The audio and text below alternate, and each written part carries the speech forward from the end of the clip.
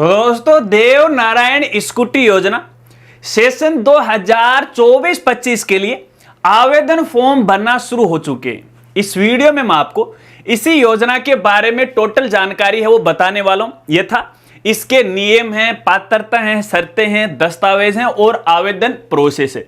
यानी ए से लेके जेड तक कंप्लीट जानकारी से आपको रूबरू करवाने वाला हूं। नमस्कार साथियों, मैं हूं आपका अपना साथी राजगुरु जी। तो दोस्तों, अपने राजस्थान में दो प्रकार की स्कूटी योजनाएं संचालित हैं। एक स्कूटी योजना का नाम है कालीबाई भील मेधावी स्कूटी योजना और दूसरी है देव नारायण स्कूटी योजना। तो यहां पे देखिए, मैं कालीबाई स्कूटी योजना के बारे में ऑलरेडी है वो बता चुका हूं। अगर उसके बारे में आपको जानना है तो लिंक आपको वीडियो के डिस्क्रिप्शन में वो मिल जाएगा। अब यहां पे आपको बताना चाहूंगा, देखिए जो कालीबाई स्कूटी योजना वो अलग अलग कैटेगरी या अलग अलग जाति समुदाय की बालिकाओं के लिए, जैसे एससी है, एसटी है, ओबीसी है, जनरल कैटेगरी की है। लेकिन ये जो देवनारायण स्कूटी योजना है वो एक विशेष तबके या फिर विशेष जाति समुदाय की बालिकाओं के लिए। यहां पर देखिए, ये जो योजना है वो पिछड़े वर्ग की बालिकाओं के लिए, और पिछड़े वर्ग में भी अति जो पिछड़े वर्ग है उन बालिकाओं को इसके अंदर शामिल किया गया। यहां पर देखिए, सबसे पहले मैं आपको जाति समुदाय के बारे में बताऊंगा कि किन किन जाति समुदाय की जो बालिकाएं हैं वो इस योजना के लिए पात्र हैं। आपको यहां पे बताना चाहूंगा, ये जो योजना है वो केवल बालिकाओं के लिए है, लड़कों के लिए नहीं। तो यहां पे जो जाति समुदाय है, एक तो यहां पे देखिए बंजारा है, बाल्दिया या फिर लबाना है, या इसके अलावा गडरिया है, और गाड़िया लोहार है या फिर गाड़ोलिया है। इसके अलावा गुज्जर या फिर गुर्जर, इसके अलावा यहां पे रायका, रेबारी या फिर देबासी या फिर देवासी, इन जाति समुदाय की बालिकाओं को इसके अंदर वो शामिल किया गया है। चलिए यहां पे इसकी पात्रता के बारे में आपको बताता हूं, लेकिन इससे पहले खास जानकारी मैं आपको बताना चाहूंगा। देखिए, जिन बालिकाओं ने कालीबाई स्कूटी योजना के तहत आवेदन कर दिया है, तो वो जो बालिकाएं हैं देवनारायण स्कूटी योजना के लिए आवेदन नहीं कर सकती या फिर इसके लिए पात्र नहीं है। क्योंकि यहां पे देखिए, योजना तो दो प्रकार की संचालित है, लेकिन एक बालिका को केवल एक ही योजना का लाभ है वो यहां पे दे होगा। क्योंकि कालीबाई जो स्कूटी योजना उसके अंदर एससी एसटी की बालिकाओं भी शामिल किया गया, और इस योजना में भी यहां पे देखिए जो जाति समुदाय हैं वो एससी एसटी समुदाय के अंदर भी आते हैं। तो ऐसे में एक योजना के लिए यहां पे वो पात्र रहेंगे। चलिए इसकी कुछ विशेष पात्रताएं बताता हूं कि कौन कौन जो बालिकाएं हैं इसके लिए पात्र है। एक तो ऐसी बालिकाएं जिन्होंने कक्षा 12वीं है वो कम से कम 50% अंकों के साथ वो पास किए, चाहे वो आरबीएससी बोर्ड हो या फिर सीबीएसई बोर्ड। इसके अलावा दूसरी पात्रता, यहां पे 12वीं में 50% के साथ साथ बालिका है कॉलेज के अंदर रेगुलर अध्ययन कर रही है, वो भी किसी सरकारी कॉलेज में। प्राइवेट कॉलेज में यदि आप अध्ययन कर रहे हैं तो आप इसके लिए पात्र नहीं है। इसके अलावा उनके पूरे परिवार की जो वार्षिक आय है वो 2.5 लाख से वो ज्यादा नहीं होनी चाहिए। बस ये तीन ही मोटी मोटी इसकी पात्रताएं। अब दोस्तों, इस योजना के तहत जो लाभ है वो आपको बता देता हूं। देखिए, इस योजना के अंदर है बालिकाओं को स्कूटी भी मिलती है, इसके साथ साथ यहां पे प्रोत्साहन राशि भी मिलती है। अब इस योजना के तहत देखिए, पहले तो तकरीबन है 1500 बालिकाओं को स्कूटी मिलती थी, यानी कुल स्कूटियों की संख्या थी वो 1500। लेकिन उसके बाद राजस्थान सरकार के द्वारा स्कूटियों की संख्या में वृद्धि कर दी। अब फिलहाल इन ये जो देवनारायण योजना है इसके तहत है 2463 स्कूटियां दी जाएंगी। मात्र 2463 बालिकाओं को यह स्कूटी मिलेगी। अब यहां पे देखिए, जिन बालिकाओं को स्कूटी नहीं मिलती है उनको यहां पे प्रोत्साहन की राशि वो दी जाएगी। संबंधित विभाग के द्वारा यहां पे देखिए, सबसे पहले एक वरीयता जो सूची है वो जारी की जाएगी, यानी मेरिट लिस्ट है वो जारी की जाएगी, और उस मेरिट लिस्ट के अंदर नाम आ जाता ना, उनको तो यहां पे स्कूटी दी जाएगी। और जिनका मेरिट लिस्ट में नाम नहीं आता है, कक्षा 12 में 50% भी हैं और किसी सरकारी कॉलेज में वो रेगुलर अध्ययन भी हैं, तो उनको प्रोत्साहन राशि दी जाएगी। तो यहाँ पे स्नातक यानी अंडर ग्रेजुएट यदि वो करती हैं, बीए बीएससी वगैरह वगैरह, चाहे वो कृषि संकाय से कर रहे हो या कोई भी संकाय क्यों ना हो, तो उनको यहाँ पे सालाना है 10,000 रुपये दिए जाएंगे, first year, second year, third year, इस प्रकार से।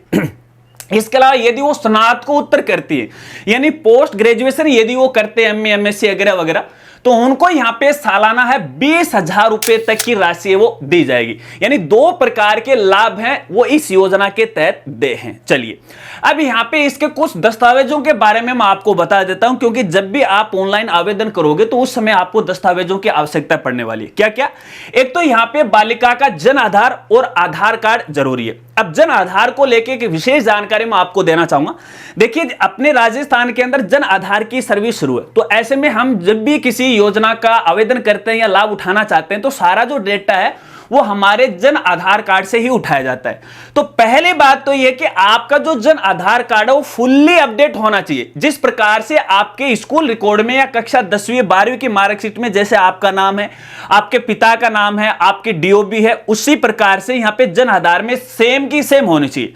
अब मेरे देखने में ऐसा आया कि देखिए अपना जो जन आधार कार्ड होता है ना, उसमें बालिका या फिर लड़कों के पिता का नाम तो कुछ दूसरा होता है, लेकिन खुद के डेटा में, क्योंकि देखिए जन आधार के अंदर यहाँ पे 2 तरह के नंबर हमें आवंटित होते हैं। एक तो होती है हमारी जन आधार आईडी जो कि पूरे परिवार की होती है, एक होती है मेंबर आईडी। तो देखिए मेंबर आईडी के अंदर यहाँ पे जो बालक बालिका है उसका नाम, जो पिता है, पिता का नाम गलत हो सकता है। तो आपको मैं यहाँ पे बताना चाहूंगा आपके पिता का जो नाम है जो कक्षा 10वीं की मार्कशीट में सेम का सेम ऐसा होना चाहिए। यदि जन आधार में अलग है तो यहाँ पे मेंबर आईडी में, यानी बालिका खुद अपनी जो मेंबर आईडी है उसमें अपडेट करवा लीजिएगा, जो कि यहाँ पे अपने स्कूल रिकॉर्ड में या फिर 10वीं की मार्कशीट में है वो अपडेट करवा लीजिएगा। अब कुछ कह सकते हैं कि अगर वो अपडेट कराएंगे तो जन आधार में अपने पिता का नाम ही चेंज हो जाएगा। नहीं, मेन जगह नहीं होगा, आपके जो रिकॉर्ड है उसी के अंदर यहां पे चेंज होगा। चलिए इसके अलावा आधार कार्ड, इसके साथ साथ यहां पे देखिए आपका आय प्रमाण पत्र आपके पूरे परिवार का, और ये जो आय प्रमाण पत्र है ना वो 6 माह से ज्यादा पुराना नहीं होना चाहिए, और आय जो प्रमाण पत्र है वो 4 पेज वाला होना चाहिए। पहले ये 1 पेज वाला चला करता था, लेकिन पिछले साल से अपने राजस्थान में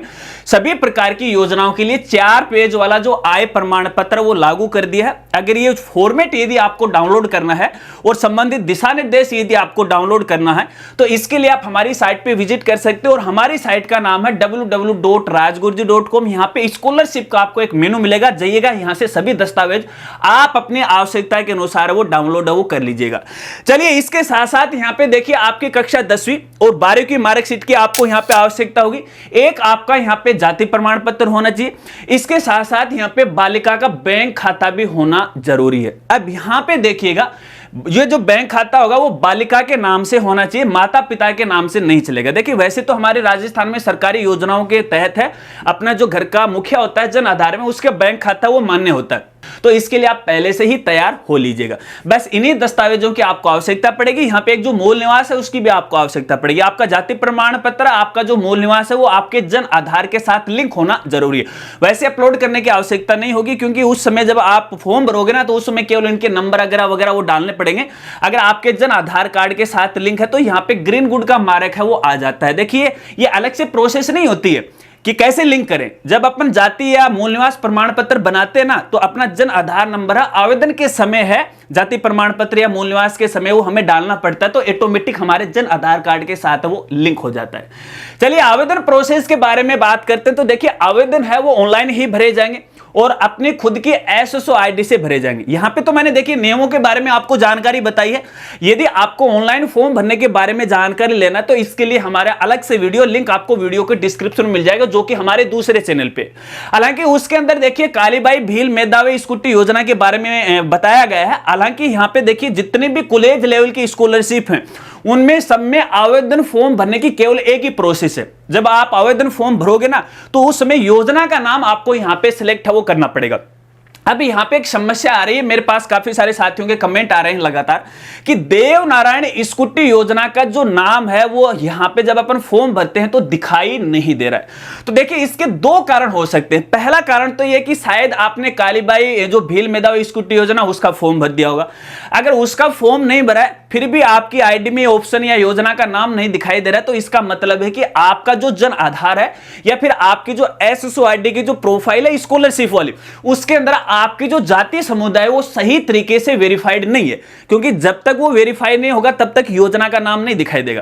क्योंकि ये सारे की सारी जो स्कॉलरशिप होती है ना, वो कैटेगरी वाइज है, हमें फॉर्म में दिखाई देती हैं। जैसे कोई एसटी का कैंडिडेट है तो एसटी के अनुसार दिखाई देगी, ओबीसी का कैंडिडेट है तो ओबीसी के अनुसार दिखाई देगी। तो उसी अनुसार आप अपनी जाति है अपने जन आधार में फुल्ली अपडेट करवाओगे ना पूरे समुदाय की, तभी आपको है इस योजना का नाम है आवेदन फॉर्म में या फिर एसएसओ आईडी में वो दिखाई देगा।